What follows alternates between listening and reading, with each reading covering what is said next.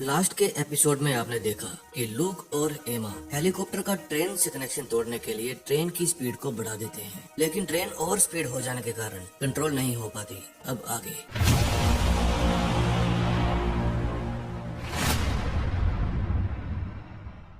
Railway station के control room में बैठा ऑफिसर कहता है कि हमें ये ट्रेन शहर पहुंचने से पहले ही पटरी से उतारनी होगी, लेकिन ड्रू और एल्डन उसे ऐसा करने से रोक देते हैं। फिर एमा कहती है कि मैग्नेट को ठंडा करने से स्पीड बढ़ गई है, तो उसको गर्म करने से स्पीड कम भी हो सकती है। लूक कहता है कि न्यूक्लियर वेस्ट गर्म होता है। फिर एमा ऊपर जाकर न्यूक्लियर वेस्ट वाली पाइप को नीचे लाने को कहती है। लूक उसे रोकता है, लेकिन उनके पास कोई और रास्ता नहीं था। फिर वे मैग्नेटिक जैकेट का सहारा लेते हैं ताकि एमा तेज हवा में उड़ न जाए। फिर एमा ट्रेन के ऊपर और लोग ट्रेन के अंदर से चिपक कर साथ चलते हैं। फिर एमा अपने पापा को कहती है कि अब आप जैकेट का मैग्नेट स्विच ऑफ कर दीजिए, तभी मैं पाइप तक पहुंच पाऊंगी। और स्विच ऑफ करते ही वो छलांग लगाकर पाइप को पकड़ लेती है। वो नीचे गिरने ही वाली थी। लोग उसे फिर से मैग्नेट जैकेट के सहारे पकड़ लेता है। फिर वो टीना की गाइडेंस पर न्यूक्लियर वेस्ट के सहारे मैग्नेट को गर्म कर देते हैं और ट्रेन की रफ्तार काबू में आ जाती है। फिर दोनों बाप बेटी डॉट को कहते हैं कि ना हम बोरो को पकड़ पाए और ना ही बोरो का मिशन पूरा हो पाया। डॉट कहती है कि थोड़ा आराम कर लो,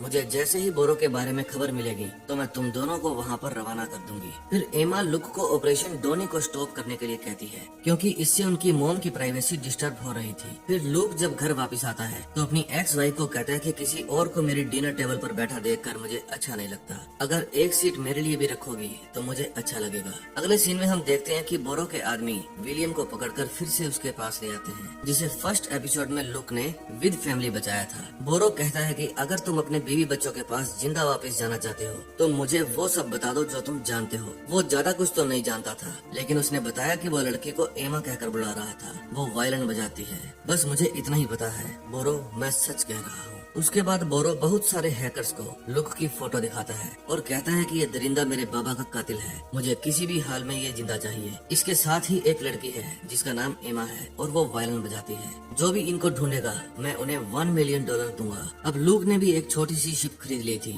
और वो इसी खुशी में अपने दोस्तों को पार्टी दे रहा था। तभी टीना बताती है कि सर, मैंने एक एल्गोरिथम बनाया है जिसमें radio active material, nuclear hardware या इनसे जुड़े किसी भी न्यूज पर, आर्टिकल पर कोई भी क्लिक करेगा तो मुझे पता चल जाएगा। अभी अभी किसी ने किडनैप हुए साइंटिस्ट न्यूज पर क्लिक किया है जो रेडियो एक्टिव पर रिसर्च कर रहे थे। मुझे उसका डेटा निकालने में कुछ घंटे लगेंगे। लुक कहता है तो लग जाओ काम पे, पार्टी ओवर। 2 घंटे बाद लुक ने एक मीटिंग रखी थी। फिर वो एमा को लेने के लिए घर जाता है। जब वो घर से बाहर आता है तो उसकी वाइफ और डोनी उसे घर के बाहर ही मिल जाते हैं। फिर वो अपनी वाइफ टेली को अपना नया शिप दिखाता है। उसे देखकर वो बहुत खुश होती है, लेकिन डोनी की तो जल ही जाती है। रास्ते में लुक अपनी बेटी को समझाता है कि तुम्हारा बॉयफ्रेंड यानी कि बुझा हुआ चित्र कलाकार टीचर तुम्हारे लिए सही नहीं है, लेकिन एमा कहती है कि वो मेरे लिए बिल्कुल परफेक्ट है। आप मुझे इस बारे में कोई भी सलाह ना दे तो बेहतर है। मीटिंग में डॉट कहती है कि टीना ने जिस वैज्ञानिक की बात की थी वो एक बहुत ही बड़े साइंटिस्ट हैं। उन्होंने न्यूक्लियर वेस्ट का यूज करके किस तरह न्यूक्लियर बम बनाया जाता है इस पर एक आर्टिकल लिखा था, तो हो सकता है इनको बोरो ने ही अगवा किया हो। एमा कहती है कि उसे ऐसा करने के लिए बहुत सारा सामान चाहिए होगा, वो कहाँ से लाएगा। डॉट कहती है कि ये भी ठीक है, लेकिन सरकार ने उसकी रिसर्च के सभी पोर्टल को ब्लॉक कर दिया था और पेपर्स को राष्ट्रीय धरोहर घोषित करके एक हैंडलर के साथ सरकारी ऑडिटोरियम में सुरक्षित रखा हुआ है, जिसमें बाहर से कोई भी अंदर नहीं घुस सकता जब तक कि अंदर से उसे कोई ना बुलाए। वहाँ ना तो कोई लैंडलाइन है और ना ही कोई वाईफाई, लेकिन हमारे पास उसका भी एक हल है। मेरे फोन में एक सॉफ्टवेयर है जो जेम्स रैम नाम की एक गेम के पीछे काम करता है। वो आसपास पड़ी सभी हार्ड ड्राइव से डेटा छूमंतर कर सकता है। पता लगा है कि वो हैंडलर एक लड़की है। फिर सभी एल्डन की तरफ इशारा करते हैं और वो इस काम को बड़े ही आसानी से पूरा करने की क्षमता रखता है, उस लड़की को पटाकर। डॉक्टर बताते हैं कि कल एक होटल में उनकी मीटिंग है और पूरा दिन वहाँ से बोर होने के बाद हैंडलर सीधा बार में जाएगी अपनी थकान मिटाने के लिए। एल्डन कहता है कि जो भी हो, शिकार मेरे हाथ से बचकर नहीं जाएगा। फिर वे जेट में बैठते हैं और वहाँ से निकल पड़ते हैं। एमा और एल्डन पहले ही बार में पहुँच जाते हैं और वहाँ स्पाई कैमरास लगा देते हैं। ड्रू और लुक बाहर वैन में बैठकर इंतजार करते हैं और अपनी टीम को बताते हैं कि होटल में मीटिंग खत्म हो गई है लोग बाहर निकलना शुरू हो गए हैं। लेकिन ऐन मौके पर पता चलता है कि हैंडलर कोई लड़की नहीं आदमी है। एल्डन फिर भी उसके ऊपर ट्राई मारता है, क्या पता वो गे ही निकल जाए, लेकिन वो एक जेंटलमैन था।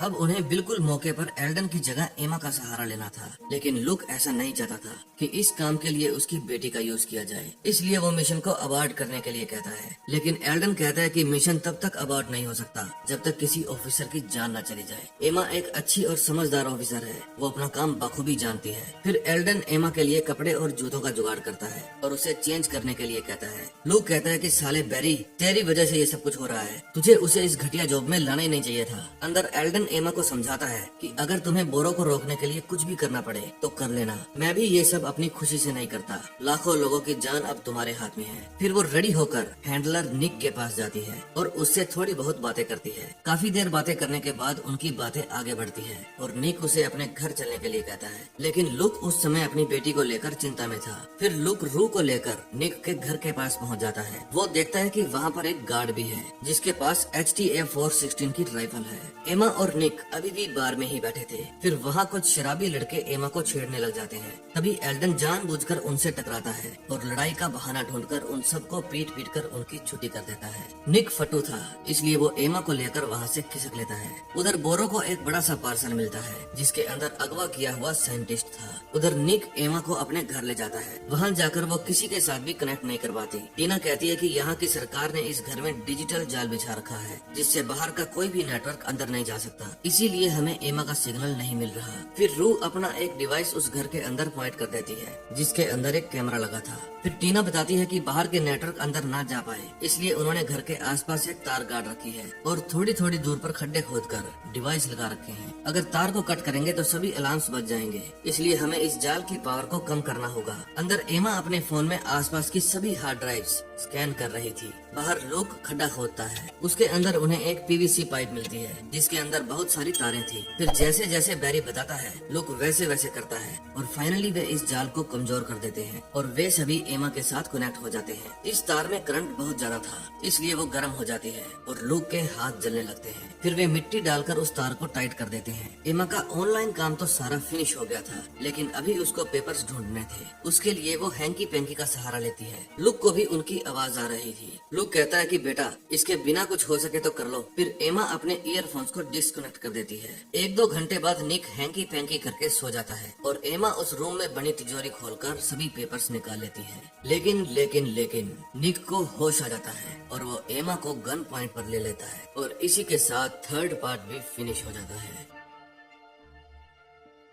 जब निक एमा को गन पॉइंट पर ले लेता है, फिर एमा निक को कहती है कि तुम मेरी लाश को ठिकाने कैसे लगाओगे और अपने ऑफिसर्स को जवाब क्या दोगे, मैं इस घर के अंदर कैसे आई। फिर एमा कपड़े पहनती है और निक को 2 फटके देकर घर से बाहर आ जाती है। पैनिक होकर लुक भी एमा को बचाने के लिए घर के अंदर ही जा रहा था। वो बाहर खड़े गार्ड को भी मार देता है। फिर वे सभी वैन में बैठकर वहाँ से चले जाते हैं। जब वे सभी प्लेन में बैठकर ड्रिंक कर रहे थे उस समय एमा उदास बैठी थी। फिर एल्डन उसके पास जाता है और कहता है कि देखो काम में ये सब कुछ करना पड़ता है, जो हुआ उसे भूल जाओ। फिर वहाँ पर लुक आता है। वो अपनी बेटी को कहता है कि आगे से कभी भी खुद को डिस्कनेक्ट मत करना, ऐसा करके तुम पूरी टीम को खतरे में डाल देती हो और मुझे भी ये समझना होगा कि अब तुम छोटी बच्ची नहीं रही, तुम मौत को छूकर टक से बाहर आ सकती हो। मैं जानता हूँ तुम्हें कार्टर के लिए बुरा लग रहा होगा, लेकिन ये काम ही ऐसा है। इस काम को करने के लिए कई समझौते करने पड़ते हैं। फिर जब लुक एमा को घर छोड़ने के लिए जाता है तब कार्टर एमा को सरप्राइज देता है। दरअसल वो उसके लिए राफेल का वायलिन लेकर आया था। फिर वो उसे प्रपोज करता है। एमा हाँ कर देती है,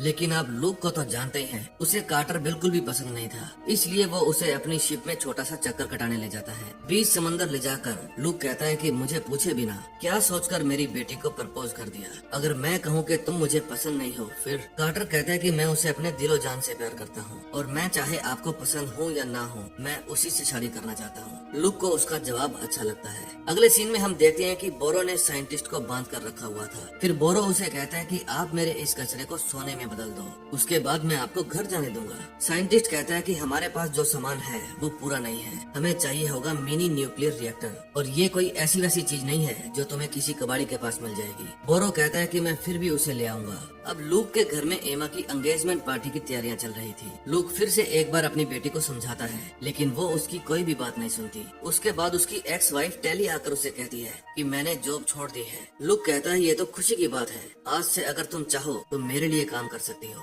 मुझे जिम के सामान की डील करने के लिए इधर उधर जाना पड़ता है, तुम पीछे से मेरे ऑफिस को संभाल सकती हो। टेली मान जाती है। जब ये बात उसके बॉयफ्रेंड डोनी को पता चलती है तो वो लूक को आकर कहता है कि मैं तुम्हें इस मकसद में कामयाब नहीं होने दूंगा। लूक कहता है कि तुम पार्टी एंजॉय करो, मकसद मैं खुद देख लूंगा। बैरी का भी दिल टीना के ऊपर आया हुआ था। फिर वो रू से उसको पटाने के लिए टिप्स मांगता है। उसके बाद लुक की मुलाकात होती है कार्टर के मॉम डैड से। पूछने पर वे बताते हैं कि हम यहाँ वहाँ के बाल साफ करने का प्रोडक्ट बनाते हैं। फिर वे लुक और एल्डन को सैंपल भी देते हैं। ये बात सुनकर लुक एमा को डॉक्टर के पास लेकर जाता है और उसे बताता है कि मैं नहीं चाहता शादी के बाद मेरी बेटी भी यहाँ वहाँ के बाल साफ करने वाले प्रोडक्ट बनाए। मतलब समझते हो, यहाँ वहाँ के बाल। डॉक्टर एमा को कहता है कि देखो, पहले तुम CIA एजेंट हो, बाद में एक लड़की। तुम कार्टर के साथ ज्यादा दिन तक खुश नहीं रह पाओगे। लेकिन एमा फिर भी नहीं समझती। फिर उन्हें मीटिंग का बुलावा आ जाता है। डॉट उन सबको बताती है कि बोरो को न्यूक्लियर बनाने के लिए सब कुछ आसानी से मिल जाएगा, सिवाय NMR के, यानी मिनी न्यूक्लियर रिएक्टर। लूक कहता है कि हम बोरो को लालच देकर बुलाएंगे और उसे दबोच लेंगे। एमा कहती है लेकिन उसको कांटेक्ट कैसे करेंगे? हमें कोई तो भरोसे का आदमी मिलना चाहिए जिसके जरिए हम उसे कांटेक्ट कर सकें। उधर टेली ने भी लूक का फिटनेस जोन ज्वाइन कर लिया था और पहले ही दिन उनके कंपटीटर आ गए थे, लेकिन टेली उन्हें डांट कर भगा देती है। मीटिंग में डॉट बताती है कि हमें ग्रेट डैन की मदद लेनी होगी, लेकिन वो एक टर्किश जेल में बंद है, उसे वहाँ से निकालना होगा। वही हमारे लिए बोरो से कांटेक्ट कर सकता है। उसकी जगह पर हमें किसी और को सेल में डालना होगा ताकि खाने के प्लेट अंदर खींच सके और खाली प्लेट बाहर सरका सके, वरना पुलिस को शक हो जाएगा और ग्रेट डैन के जेल से फरार होने की खबर बोरो तक पहुँच जाएगी और बोरो को शक हुआ तो प्लान चौपट। फिर अपनी मर्दानगी दिखाने के लिए और टीना को इम्प्रेस करने के लिए बैरी उस जेल में जाने के लिए तैयार हो जाता है। फिर वे सभी अपने काम को अंजाम देने के लिए प्लेन में सवार होकर वहाँ जाते हैं। बैरी ने हाँ तो कर दी थी, लेकिन उसकी फटी पड़ी थी और वो चाहता था कि ये काम उसकी जगह कोई और कर ले,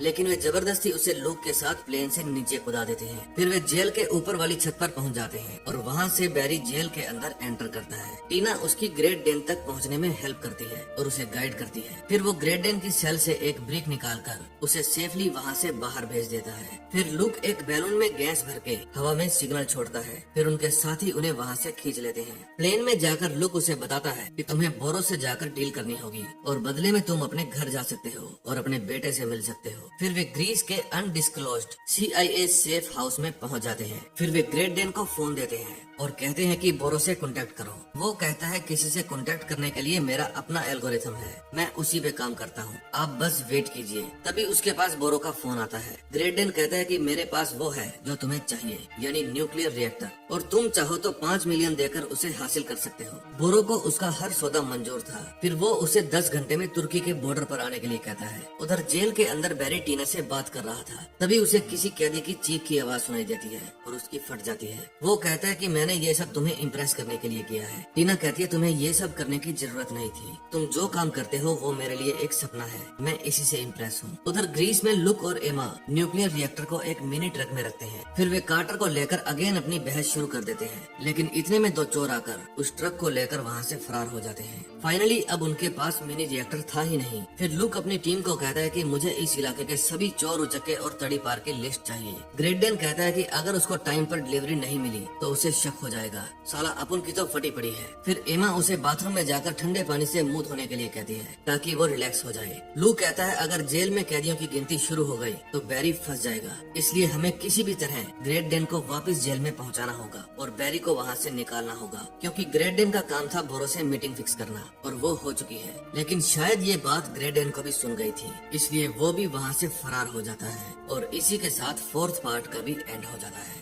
दोस्तों, अगर आपको सीरीज अच्छी लग रही है तो प्लीज वीडियो को लाइक करके हमारे चैनल को सब्सक्राइब कर दें ताकि आपको इसका नेक्स्ट पार्ट मिल सके। नेक्स्ट पार्ट में और भी धमाका होने वाला है, तो बने रहें हमारे साथ। मिलते हैं नेक्स्ट वीडियो में, तब तक के लिए बाय बाय।